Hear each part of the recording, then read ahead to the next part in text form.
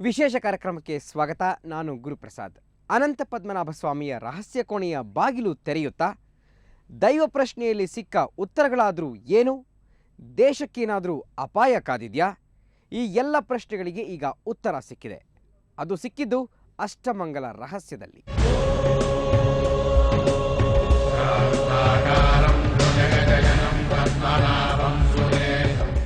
ಯಾವುದೇ ಕಾರಣಕ್ಕೂ ಅನಂತ ಪದ್ಮನಾಭ ಸ್ವಾಮಿಯ ದೇಗುಲದ ಬಿ ಕೋಣೆಯ ಬಾಗಿಲು ತೆರಿಬೇಡಿ. ಅದನ್ನು ತೆಗೆಯುವ ಅಧಿಕಾರ ಇರೋದು ಪದ್ಮನಾಭ ಸ್ವಾಮಿಗೆ ಮಾತ್ರ. ಇದು ಅಷ್ಟಮಂಗಲ ಪ್ರಶ್ನೆಯಲ್ಲಿ ಸಿಕ್ಕಂತಹ ಉತ್ತರ. ಇಷ್ಟಕ್ಕೂ ದೈವ ಪ್ರಶ್ನೆಯಲ್ಲಿ ಏನೇನು ಪ್ರಶ್ನೆ ಕೇಳಲಾಯಿತು? ಇಲ್ಲಿದೆ ಒಂದು ವರದಿ.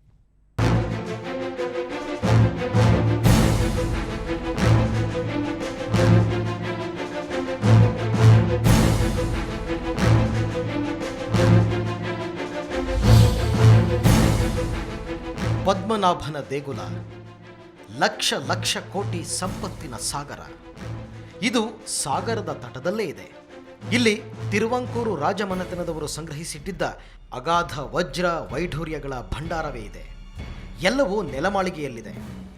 ದೇಗುಲದ ನೆಲಮಾಳಿಗೆಯಲ್ಲಿ 6 ಕೋಣೆಗಳಿವೆ. ಆ 6 ಕೋಣೆಗಳಲ್ಲಿ 5 ಕೋಣೆಗಳ ಬಾಗಿಲು ತೆರೆಯಲಾಗಿದೆ. A, C, D, E, F ಕೋಣೆಗಳ ರಹಸ್ಯ ಬಯಲಾಗಬೇಕಿದ್ದು ಬಿ ಕೋಣೆಯ ರಹಸ್ಯ. ಆದರೆ ಆ ಕೋಣೆಯ ಬಾಗಿಲು ತೆರೆದರೆ ಅಪಾಯ, ದೇಶಕ್ಕೆ ಸಂಚಕಾರ ಎಂಬ ಎಚ್ಚರಿಕೆಗಳ ಹಿನ್ನೆಲೆಯಲ್ಲಿ ಅಲ್ಲಿ ದೈವ ಪ್ರಶ್ನೆ ಮಾಡಲಾಗಿದೆ.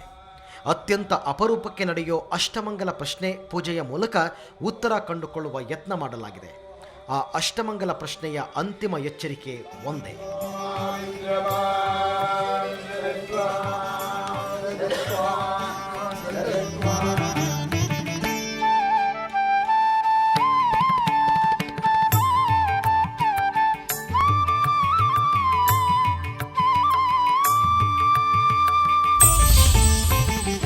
ಯಾವುದೇ ಕಾರಣಕ್ಕೂ ಅನಂತನಾರಾಯಣ ಸ್ವಾಮಿ ಪದ್ಮನಾಭ ದೇಗುಲದ ಬಿ ಕೋಣೆಯ ಬಾಗಿಲು ತೆರೆಯಬೇಡಿ. ಇದು ಪದ್ಮನಾಭ ದೇಗುಲದ ಒಳಗೆ ಸತತ 3 ದಿನ ಅಷ್ಟಮಂಗಲ ಪ್ರಶ್ನೆ ಮಾಡಿದ ಅರ್ಚಕರು, ಜ್ಯೋತಿಷಿಗಳು ನೀಡುತ್ತಿರುವ ಎಚ್ಚರಿಕೆ.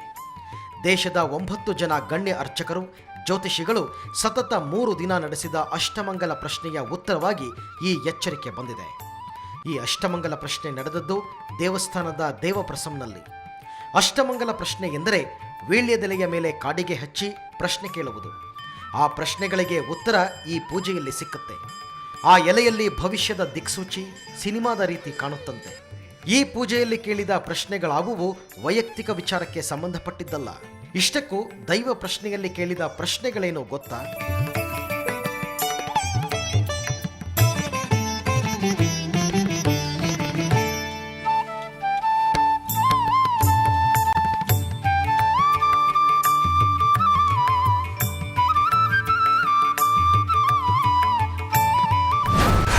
ದೈವ ಪ್ರಶ್ನೆಯಲ್ಲಿನ ಮೊದಲ ಪ್ರಶ್ನೆ: ಸಂಪತ್ತಿನ ಶೋಧನೆಯಿಂದ ದೇವರ ವಿಗ್ರಹಕ್ಕೆ ಅಪಾಯ ಇದೆಯಾ ಅನ್ನೋದು.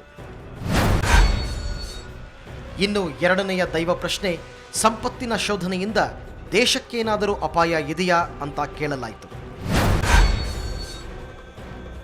ಸಂಪತ್ತಿನ ಶೋಧನೆಯಿಂದ ದೇವರ ಸಾನ್ನಿಧ್ಯದಲ್ಲಿ ಅಪಚಾರವೇನಾದರೂ ಜರುಗಿದೆಯಾ ಅಥವಾ ಮುಂದೇನಾದರೂ ಅಪಾಯವಾಗುತ್ತಾ ಅನ್ನೋದು ಮೂರನೇ ಪ್ರಶ್ನೆ. ದೈವ ಪ್ರಶ್ನೆಯಲ್ಲಿ 4ನೇ ಪ್ರಶ್ನೆಯಾಗಿ ಸಂಪತ್ತಿನ ಶೋಧನೆಯಿಂದ ದೇಶದ ಜನಕ್ಕೇನಾದರೂ ಅನಿಷ್ಟ ಕಾದಿದೆಯಾ ಅಂತ ಕೇಳಲಾಯಿತು. 5ನೇ ದೈವ ಪ್ರಶ್ನೆ ಅನಂತ ಪದ್ಮನಾಭನ ಸಂಪತ್ತಿನ ರಕ್ಷಣೆಗೆ ಸಂಬಂಧಪಟ್ಟಿತ್ತು. ಪದ್ಮನಾಭನ ಸಂಪತ್ತಿನ ಮೇಲೆ ದುಷ್ಟರ ಕಣ್ಣು ಬಿದ್ದಿದೆಯಾ, ಸಂಪತ್ತಿನ ಕಳ್ಳತನ ಪ್ರಯತ್ನಗಳು ಜರುಗುತ್ತವಾ ಅಂತ ಕೇಳಲಾಯಿತು. ಪದ್ಮನಾಭನ ಸಂಪತ್ತಿನ ಶೋಧದಿಂದ ದೇಶದ ರಾಜಕೀಯ ಬದಲಾಗುವ, ಅಧಿಕಾರದಲ್ಲಿ ಅಲ್ಲೋಲ ಕಲ್ಲೋಲವಾಗಲಿದೆಯಾ ಅನ್ನೋ ಪ್ರಶ್ನೆ ದೈವ ಪ್ರಶ್ನೆಯಲ್ಲಿ 6ನೆಯದು. ಪದ್ಮನಾಭನ ಸಂಪತ್ತಿನ ಶೋಧದಿಂದ ಅನಂತನಾರಾಯಣ ಸ್ವಾಮಿ ಸಿಟ್ಟಾಗಿದ್ದಾನ, ದೇಶಕ್ಕೆ ಅಪಾಯ ಕಾದಿದೆಯಾ ಅನ್ನೋದು 7ನೇ ದೈವ ಪ್ರಶ್ನೆ. ಇಂಥ 10 ಪ್ರಶ್ನೆಗಳಿಗೆ ಅಷ್ಟಮಂಗಲದಲ್ಲಿ ಉತ್ತರ ಸಿಕ್ಕಿದೆ. ಈ ಎಲ್ಲ ಉತ್ತರಗಳು ಸಿಕ್ಕ ಮೇಲೆ ಅಪ್ಪಿತಪ್ಪಿಯೂ ಪದ್ಮನಾಭ ದೇಗುಲದ ಬಿ ಕೋಣೆಯ ಬಾಗಿಲು ತೆರೆಯಲೇಬೇಡಿ ಅಂತ ಜ್ಯೋತಿಷಿಗಳು ಭವಿಷ್ಯ ನುಡಿದಿದ್ದಾರೆ.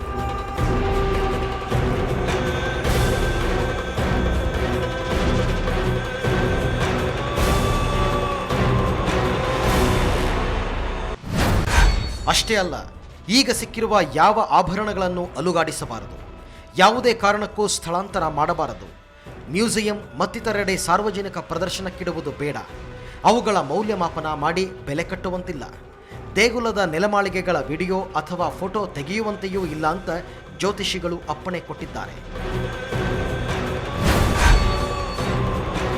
ಇದರ ಒಟ್ಟು ಫಲಿತಾಂಶದ ಸಾರ ಇಷ್ಟೇ: ಇಡೀ ಸಂಪತ್ತಿಗೆ ದೈವ ಸನ್ನಿಧಿಯೇ ದೊಡ್ಡ ರಕ್ಷಣೆ. ಈ ಇಡೀ ಅಷ್ಟಮಂಗಲ ಪೂಜೆ ನಡೆದದ್ದು ಮಥುರ್ ನಾರಾಯಣರಂಗ ಭಟ್ ಅನ್ನೋವರ ನೇತೃತ್ವದಲ್ಲಿ. ಇದರಲ್ಲಿ ಕರ್ನಾಟಕದ ಪುತ್ತೂರಿನವರಾದ ಭಾಸ್ಕರ ಭಟ್ ಅನ್ನೋರು ಕೂಡ ಇದ್ದರು.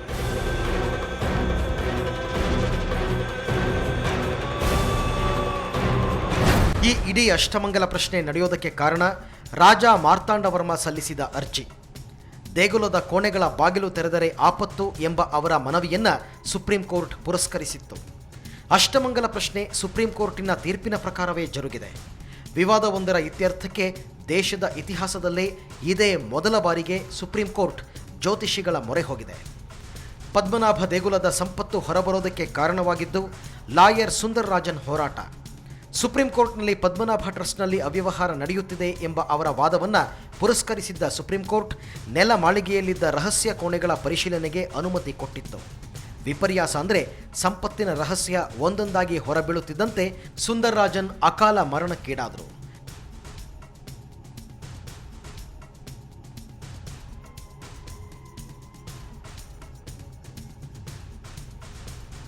ಜುಲೈ 17ನೇ ತಾರೀಕಿನಂದು 70 ವರ್ಷ ವಯಸ್ಸಿನ ವೃದ್ಧ ಸುಂದರ್ ರಾಜನ್ ಸಾವನ್ನಪ್ಪಿದರು. ಇದಕ್ಕೆ ಪದ್ಮನಾಭನ ದೇಗುಲ ತೆರೆಯಲು ಕಾರಣಕರ್ತನಾಗಿದ್ದಕ್ಕೆ ಪದ್ಮನಾಭ ಕೊಟ್ಟ ಶಾಪ ಅನ್ನೋದು ಭಕ್ತರ ನಂಬಿಕೆ. ಇದಕ್ಕೆ ಪುಷ್ಟಿ ಕೊಡುವಂತೆ ಈಗ ಅಷ್ಟಮಂಗಲ ಪ್ರಶ್ನೆಯ ಫಲಿತಾಂಶ ಹೊರಬಿದ್ದಿದೆ. ಅಂದಹಾಗೆ ಇನ್ನೂ ಬಾಕಿ ಇರುವ ಬಿ ಕೊಠಡಿಯ ಬಾಗಿಲು ತೆರೆಯೋದಕ್ಕೆ ಸಾಕ್ಷಾತ್ ಅನಂತ ನಾರಾಯಣ ಪದ್ಮನಾಭ ಸ್ವಾಮಿಗೆ ಮಾತ್ರ ಅಧಿಕಾರ ಇದ್ದಿರುತ್ತೆ.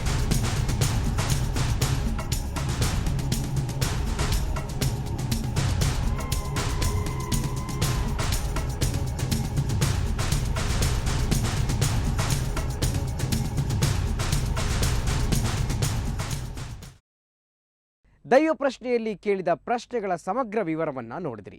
ಇನ್ನು ಅದಕ್ಕೆ ಸಿಕ್ಕ ಉತ್ತರಗಳನ್ನು ಎಳೆ ಎಳೆಯಾಗಿ ಬಿಡಿಸಿ ಹೇಳ್ತೇವೆ. ಅದಕ್ಕೂ ಮೊದಲು ಒಂದು ಚಿಕ್ಕ ವಿರಾಮ.